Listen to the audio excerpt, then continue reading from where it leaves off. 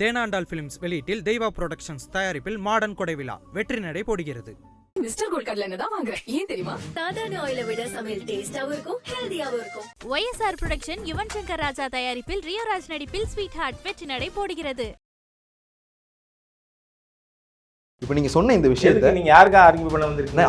யாருக்கு ஆர்கியூ உண்மை தெரிஞ்சுக்கணும்னு ஆர்கியூ பண்ண தெரிஞ்சுக்க வந்தீங்களா இல்ல செந்தில் பாலாஜிக்கா வந்திருக்கீங்களா? Let me come. நீங்களே கம்ப்ளைன்ட் கொடுப்பீங்க, நீங்க ஒரு மந்திரியை ஏத்துப்பீங்க. அதிமுக ஊழல் கட்சின்னு சொல்லிட்டு நம்ம போய் அவங்களோட கூட்டணி வச்சோம்ல சார். பாருங்க, இதெல்லாம் பேசுறது இருந்தா I say you can go out. I will call it. நீங்க என்ன கேள்வியே கேட்கவில்லை. இந்த இஷ்யூவை பத்தி பேசுறதுக்கா வந்ததா தெரியல சார். அந்த இஷ்யூவை பத்தி நீங்க என்ன கேள்வியே கேட்கவில்லை சார். நீங்க don't think that நீங்க போய் வெளியில நான் ராஜாவை கார்னர் பண்ணிட்டேன்னு போஸ்ட் பண்ணிக்கிறதுக்கு நீங்க எதுவுமே இல்ல சார். நான் அந்த கேள்வியை நீ முன்வைக்கிறேன். ஏன்னா இந்த உங்க டிவி சேனலுக்கே நாம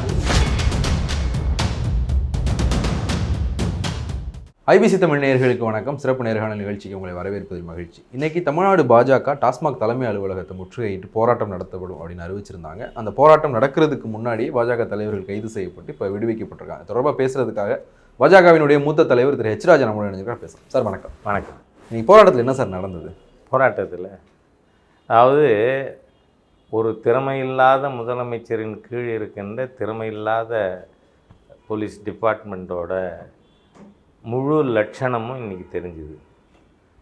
அதாவது என்னுடைய கிட்டத்தட்ட 37-38 ஆண்டு அரசியல் வாழ்க்கையில் திரு மு கருணாநிதி அவர்கள் முதலமைச்சராக இருந்தப்பையும் மேடம் ஜெயலலிதா அவர்கள் முதலமைச்சராக இருந்தப்பையும் போராட்டங்கள் பல நடத்தியிருக்கோம்.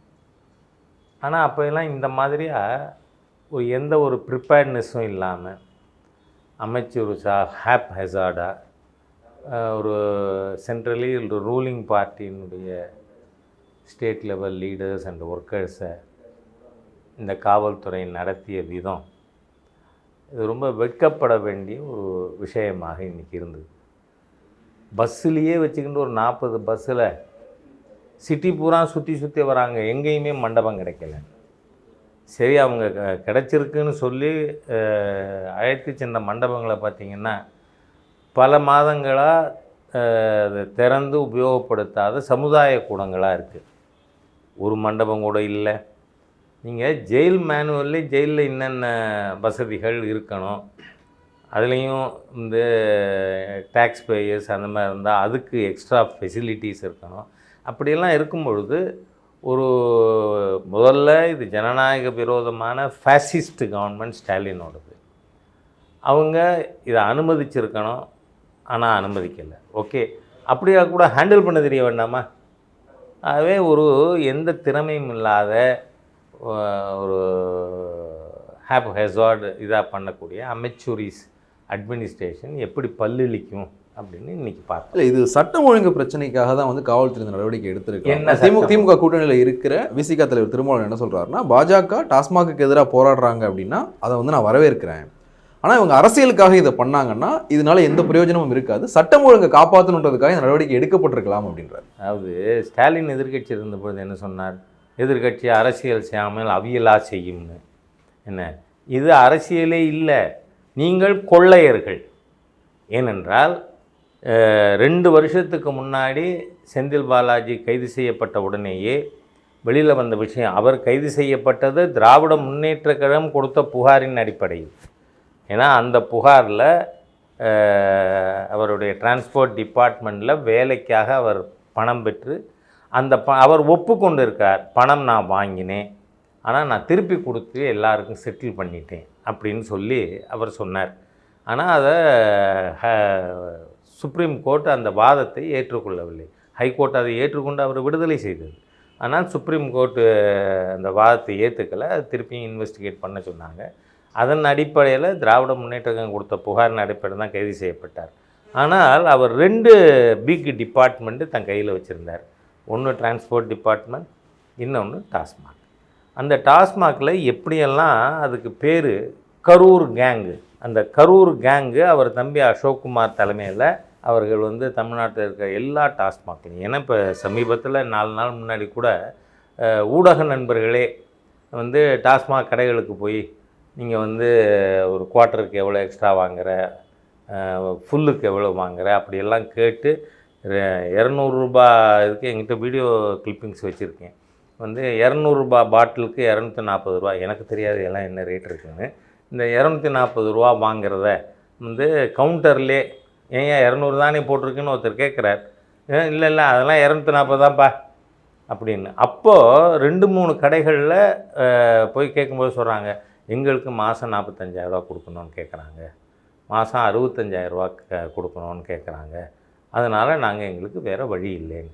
ஆக இது இன்றைக்கி இடியோட ரைடுக்கு அப்புறம் வந்திருக்கின்ற உண்மை அல்ல. ED has just confirmed the prior allegations. இடியை பற்றி வருவோம் சார். இல்லை எனக்கு ஒரு சின்ன சந்தேகம் இதையும் சேர்த்து இது பண்ணிடுங்க. டாஸ்மாகில் பாட்டிலுக்கு எக்ஸ்ட்ரா வாங்குறாங்க அப்படின்றது வந்து செந்தில் பாலாஜி அமைச்சரானதுக்கு பிறகு தான் நடக்குதா? இங்கே இருக்கலாம்.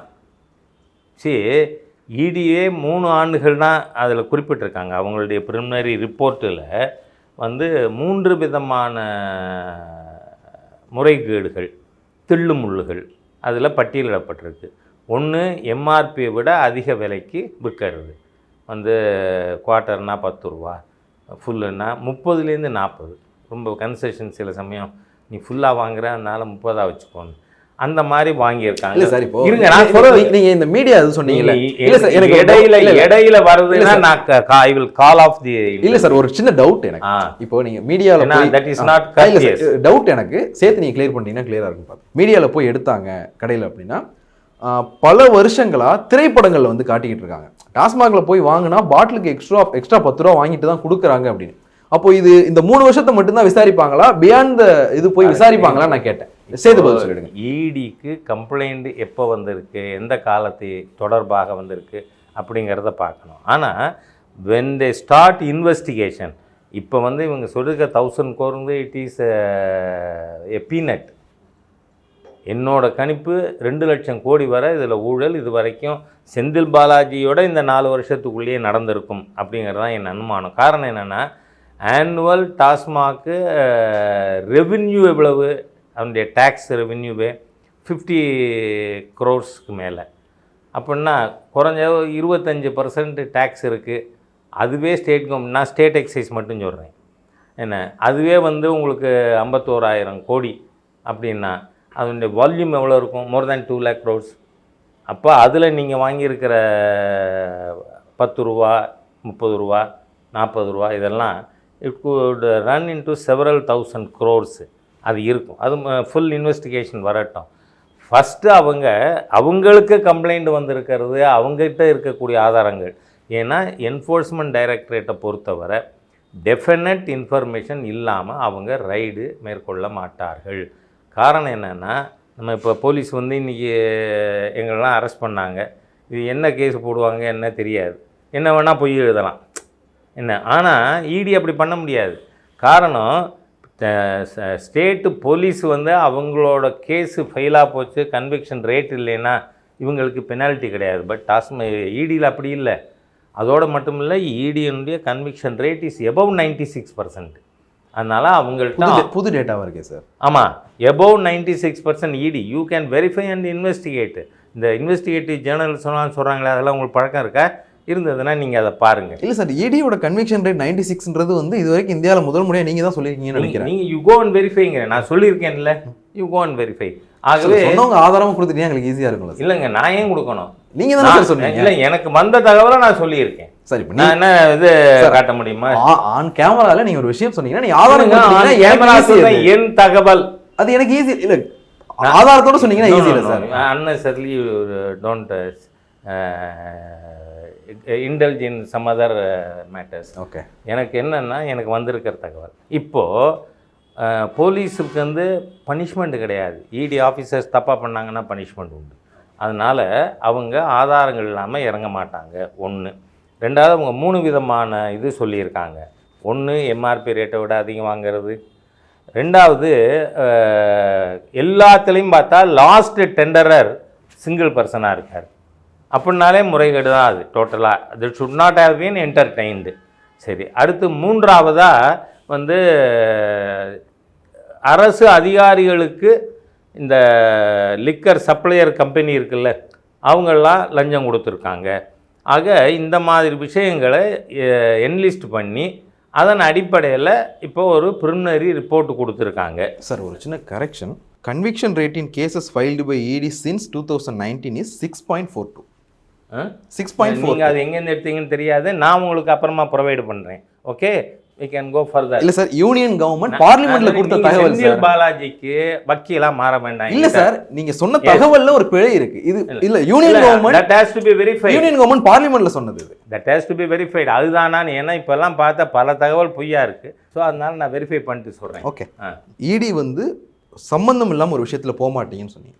செந்தில் பாலாஜி கிட்ட வந்து செந்தில் பாலாஜி தொடர்பாக ஒரு பிரஸ் மீட் வைக்கிறாரு செக்ரட்டரி. யாரு 447 ஜெயில இருந்த நபரா? நானே லஞ்சம் வாங்கினேன்னு சொன்ன நபரா? செந்தில் பாலாஜியை பத்தி எங்கிட்ட ஹெச் ராஜாட்ட ரெஃபர் பண்றதே இட் இஸ் டிமீனிங். அவரை பத்தி தான் நீங்க அக்யூசேஷன் வைக்கிறீங்க. இல்ல சார், ஆல்ரெடி கன்ஃபர்ம்டு தீஃப். இன்னும் ஜட்ஜ்மெண்ட் வரல சார். இல்ல சார், அவரே ஒத்துக்கொண்டிருக்காரு. இன்னும் ஜட்ஜ்மெண்ட் வரல. சரி, அது வேற விஷயம். நீங்க அவருக்கு வக்கீலா வர்றது அவருக்கு தேவையில்லை. Not entertain you. அவருக்கு வக்கீலா வரல. ஜட்ஜ்மெண்ட் சேனல் வந்து அவங்க சொல்லி அனுப்பி வந்திருப்பீங்க. அப்படி எல்லாம் இல்ல சார். இப்போ அதனால நான் சொல்றத கேளுங்க. ஆல்ரெடி அவர் நான் ஜாபுக்கு பணம் வாங்கினேன்னு ஒரு கோர்ட்ல ஒத்துண்டிருக்காரா இல்லையா? இன்னும் ஜட்ஜ்மெண்ட் சொல்லலையே சார். சார் ஏற்கனவே தீர்ப்பு சொல்லல சார். சார் ஹை கோர்ட்ல சொல்லி அவங்க அட்மிட் பண்ணி இவரை ரிலீஸ் பண்ணிட்டாங்க.